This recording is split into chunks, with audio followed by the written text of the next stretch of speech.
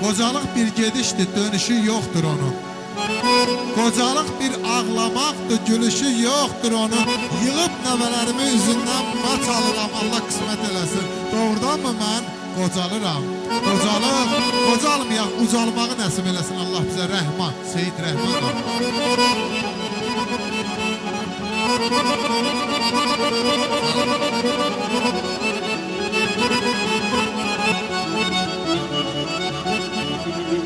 Azaldıkça nur gözümde, ay Rəhman ne kopur her sözümde. Deyirəm tükənizdə güz dizimdə, xəyallara mən dalıram, xəyallara mən dalıram. Doğurdan utanıram, o qara gözlərinin məndəsi öldürdü məni. O ballı dağların bu səsi öldürdü məni. O qara saçların şivəsi öldürdü məni. O ballı dağların bu səsi öldürdü məni.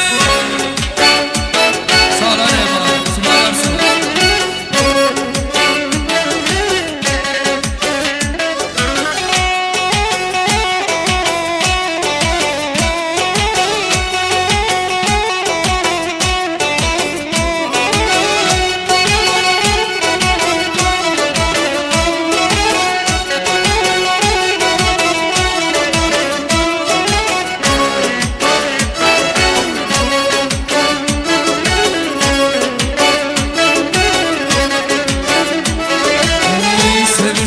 Sen az eyleme, sevdoyuz ayaz eyleme. Gözlerinle könlümü yıkıp bir an eyleme. Sevirsen sen az eyleme, sevdoyuz ayaz eyleme. Gözlerinle könlümü yıkıp bir an